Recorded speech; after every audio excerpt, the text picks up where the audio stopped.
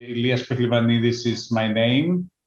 I'm a senior researcher at SMHI in Sweden, and I've been the leader of these efforts in eShape.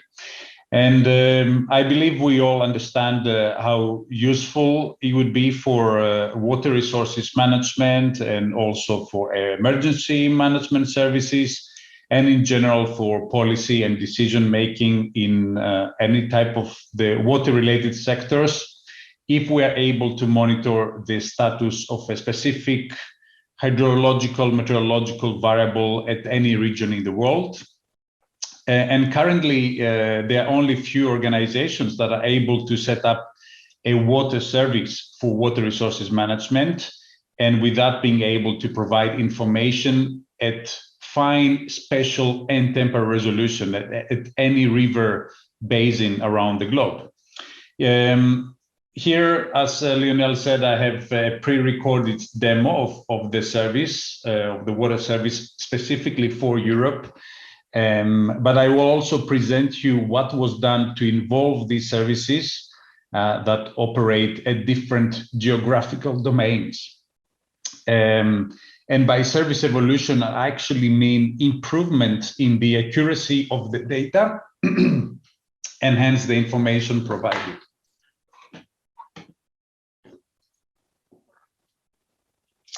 Good. As an institute, we have set up hydrological models for different domains and of course services. And these services include the national, continental, and global scales. And since these services are actually operational, it is worth mentioning that we produce tons of data at the order of gigabytes per day. And if we are focusing on kind of like historical data availability, as it is the focus of these projects, we are talking about terabytes of data being stored at our services. Initially, it started with the Swedish model as kind of like an idea for this pilot at eShape.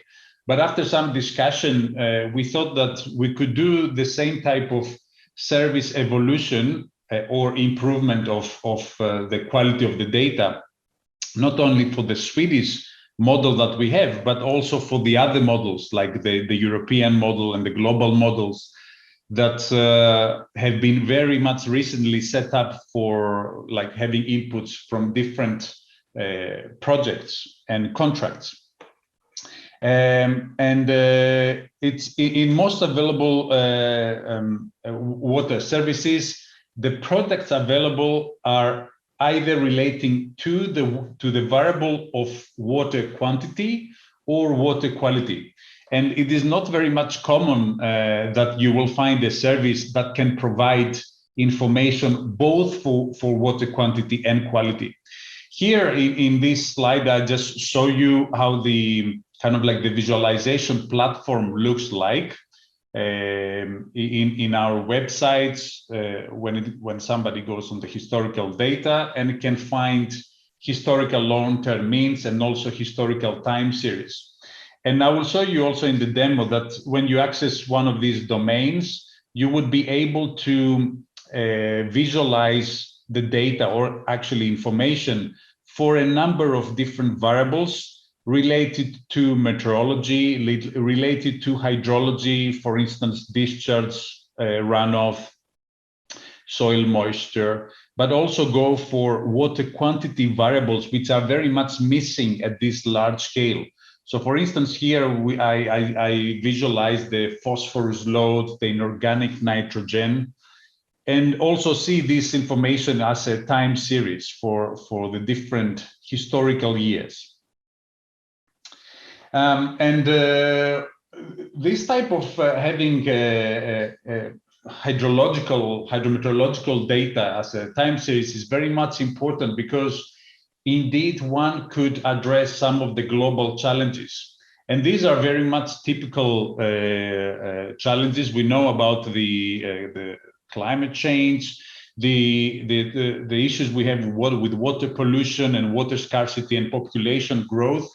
And we have examples that we have kind of like users that they're interested in addressing those challenges, and the information that we provide from our services are actually very much tailored to bring solutions to those four, at least, challenges.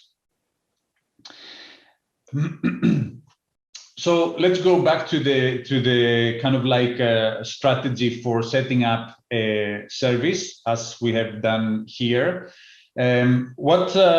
Traditionally, the models are set up using various data.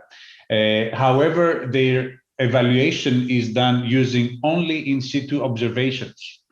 For hydrologists, the model evaluation is done using a traditionally observed time series of river discharge, which, as you can see here on the top left, it is a map of stations, open data over the globe, and these are quite spatially and temporally inconsistent. Within eShape, we have the opportunity to move beyond this traditional way of doing model evaluations and take advantage of the Earth observations that gives us information in all the domains of the world. And by conducting, specifically by conducting such an evaluation, we are not only able to understand where the model is performing well and where the model is not performing well, but also we can engage with our users through communication of the model performance, or in another way, the trust we give to the model results. And therefore, it is a very important exercise for us. At eShape, we started with different users. We had the Swedish users, which is the Swedish Agency for Marine and Water Management, and also the Swedish Geological Survey. But we really want, and thanks to the eShape efforts, we are trying to extend our user community. So we want to go to national, European, and global authorities for water resources management and planning, and also collaborate further with the industry, with SMEs, that when opportunities, of course, arrive, that allows us to customize these large-scale services to specific domains of interest. And the main added value that we have received from eShape is actually listed here, which is, of course, on our efforts on improving the set of the hydrological model output data. But through these co-design efforts to motivate water-related users to engage with us by providing accurate and reliable information of our different variables. We have kind of like set up a sustainable and business plan, and we have been outreaching the pilot in various events, not only to the scientific, let's say, community, but also to the actual user community. And of course, there has been a lot of promotion through the social media. And the main added value for of the pilot is that we are adding value to many applications that require such long time of records. And I have some examples to show you later, but you know that maybe you're aware of these efforts on the Earth digital twin. And since our models are able to provide information, historical information, and also forecast if it's needed for different domains in the world, then we are one step closer to this big effort here. And we have literally downloaded significant amount of Earth observation data. We have collected those from different providers and also for different variables. So this is the table of what we have already downloaded in our servers. for the whole globe, or for Europe, or specifically for Sweden. And our objective here is not only to have different variables. For instance, for snow, we have snow water equivalent, fractional snow cover, and we have also soil moisture, evapotranspiration information, water levels, and so on.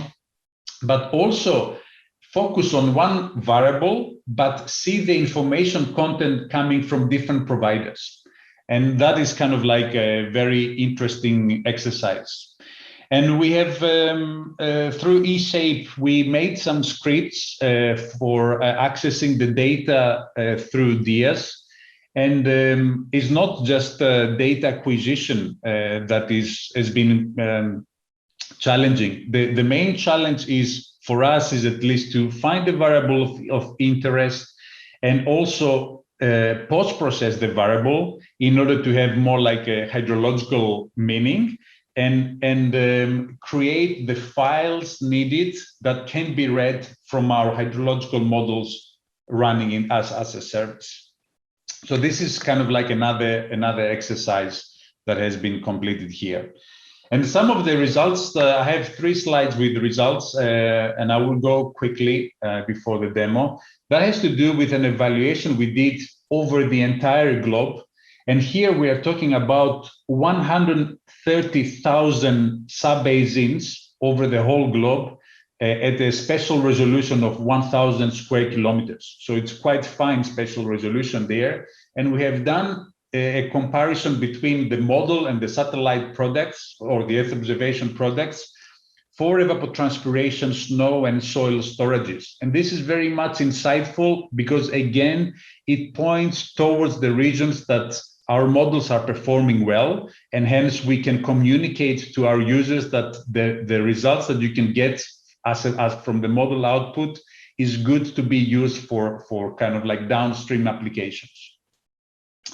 Same type of investigation has been done for the European scale. Here it's an example with the MODIS actual evapotranspiration products. And it's not only spatial analysis and patterns that we want to detect, but also more like diagnostics, which are the kind of like the signatures that we are able to capture, and which are those that they are not, and hence again communicate that to our users.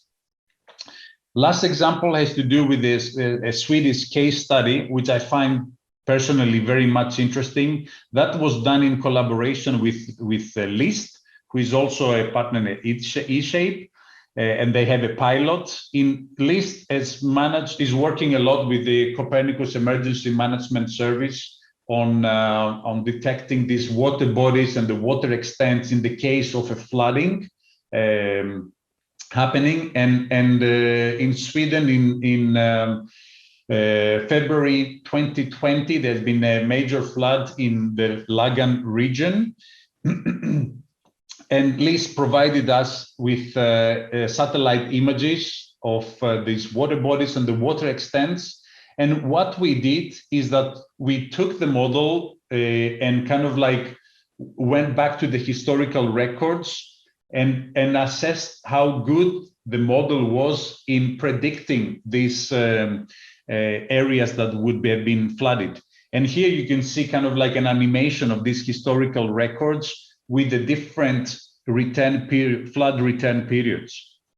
And also on the top of this slide is kind of like a static map for one specific day to kind of like see how good these special patterns have been between the model and the satellite images. And with that, I stop now, and I will give you, and I will just play the button for this 8-minute presentation of the service. Hello, this presentation is recorded for the eShape project and aims to present a tailored operational service that provides improved historical water availability and quality across the globe. SMHI has been setting up the HYPE hydrological model at various domains, with the most recent one being the global application, which is also a key model setup in this E-shape pilot. The HYPE model provides at least 30 years of water-related data in each geographical domain, also for areas and periods without measurements. The time periods may differ, but often starts in the 1970s or 1980s.